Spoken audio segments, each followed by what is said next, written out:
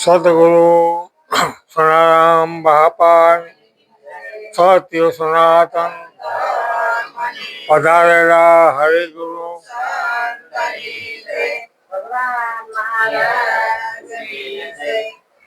સદગુરુના શરણે નમો માગુ પ્રેમ પ્રસાદ દયા કરીને દીજીએ હરિરસના સ્વા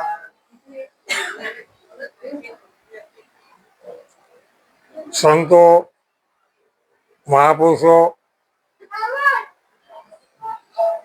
આપણના જીવને જગાડવા માટે સકોલ કરી રહ્યા છે, પણ આ જીવ જાગતો નથી. કેમ જાગતો નથી? તો આપણામાં અનંત જન્મના કાઠેડા છે, એક જન્મના નહીં, અનંત જન્મના કાઠેડા છે. હવે એ કાઠ ઉખડવા માટે આપણે કોઈ સંત મહાપુરુષ આગળ જવું પડે, તો જ કાઠ ઉખડે.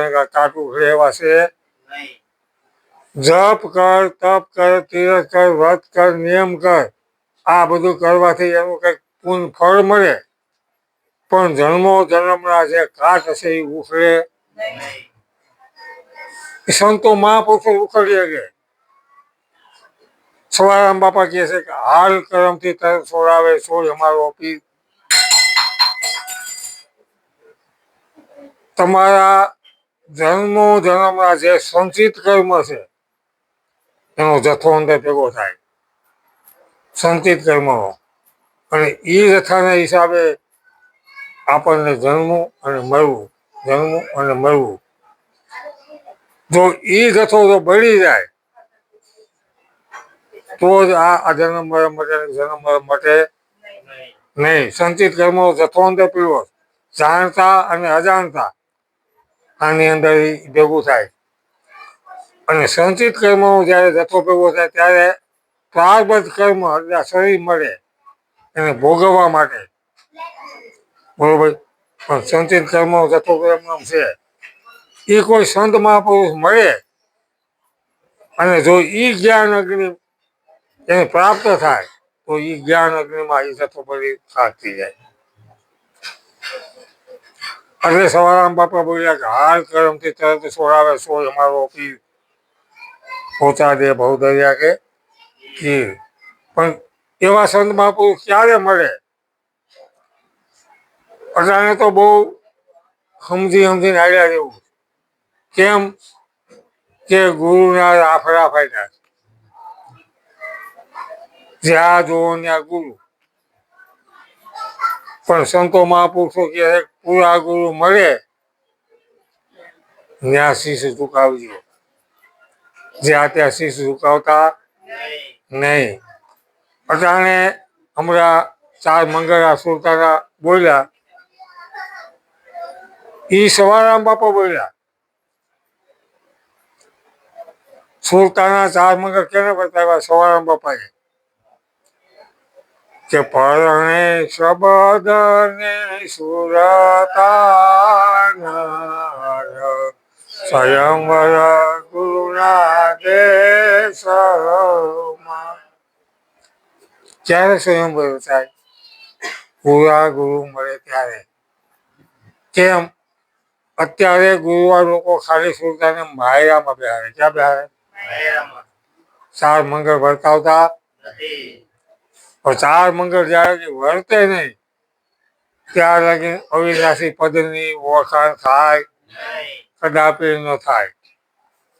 કેમ? તો કે ચાર મંગળ ક્યાં? તો કે નામ રૂપ ને ગુણ. આ ત્રિપુટી જ્યારે મંગળ ન વર્તે, ત્રિપુટી તારા ન ખુલે ત્યારે અવિનાશી પદની જાણ થાય. આ ત્રિપુટી એ ત્રણ ફેરા છે. ત્રિપુટીના ત્રણ ફેરા ફરી જાય પછી સુરતા આગળ થાય. સુરતા આગળ થાય અને ક્યાં જાય? સદગુરુના દેશમાં. અને ત્યાં પછી ચોથું મંગળ બતાય કે સુરતા અવિનાશી એટલે એનું પીવું એને મળી જાય. સુરતા શબ્દમાં હમાય સ્વયંવર સદગુરુના પણ ક્યારે? ત્યાં સવારામ બાપા બોલ્યા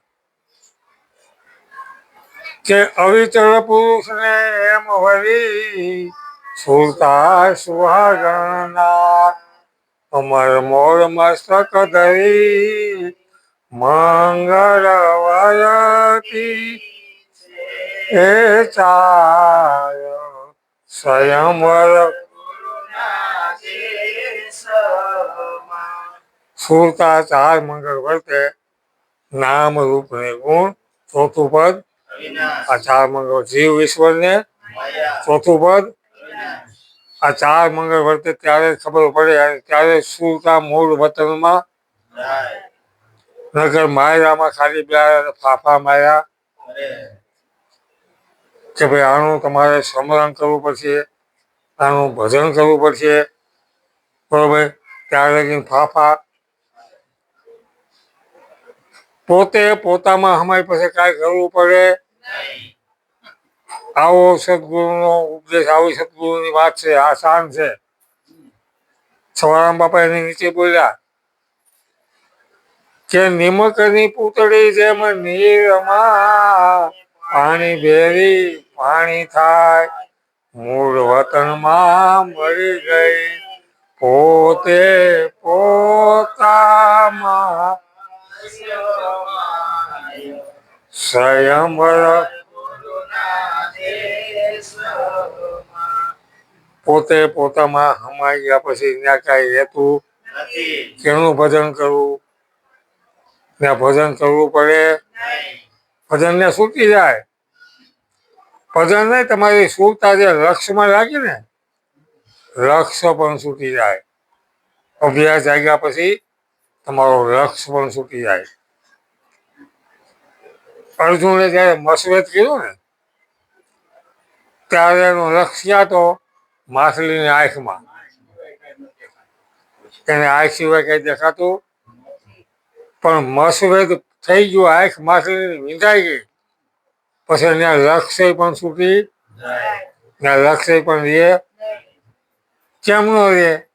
ને કાર્ય પૂરું થઈ ગયું, પોતે પોતાના જેવો પછી કાંઈ કરવાનું રહેતું. આ સદગુરુનો દેશ. સદગુરુમાં દેશમાં ગયા પછી કાંઈ કરવાનું હોતું નથી. બહુ સંતો ઈ ઘર બતાવે અને આપણને ઈ ઘર મળ્યું. શું કરવાનું? એટલે સંતો કહે છે ભાઈ કાંઈ કરવાનું નથી, કરવાનું એટલું કે આ સંતો પધાર્યા.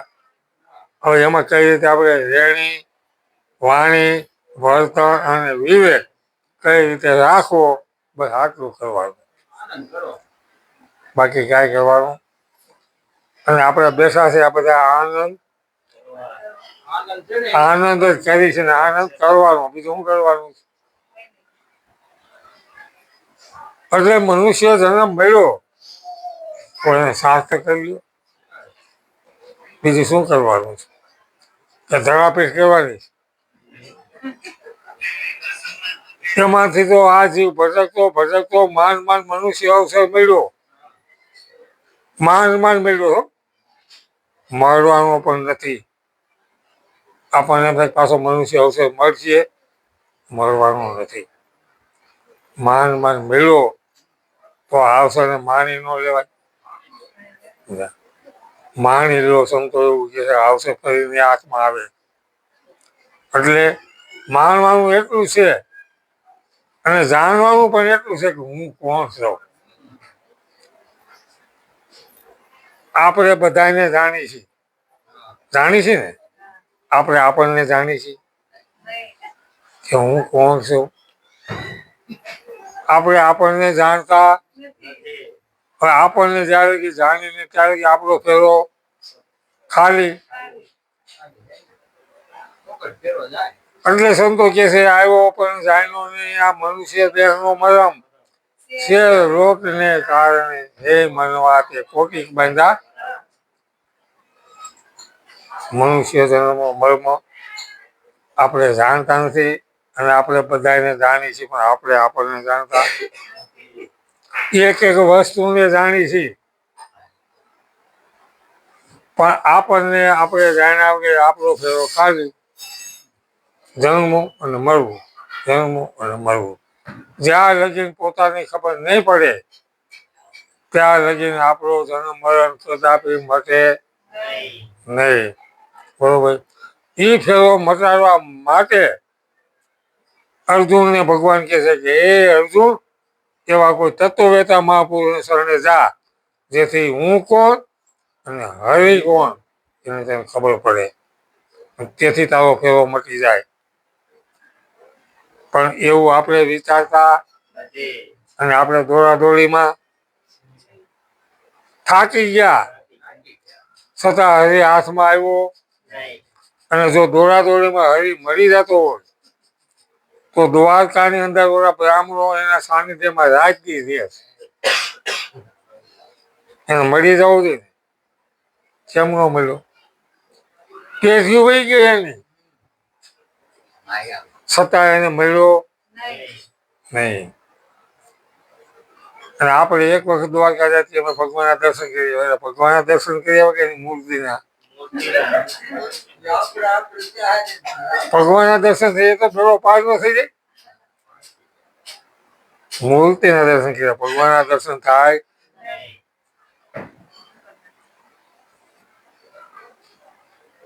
એટલે આપણે મસણા મસી ગયા છે પણ દર્શન થતા અને દર્શન ક્યાં થાય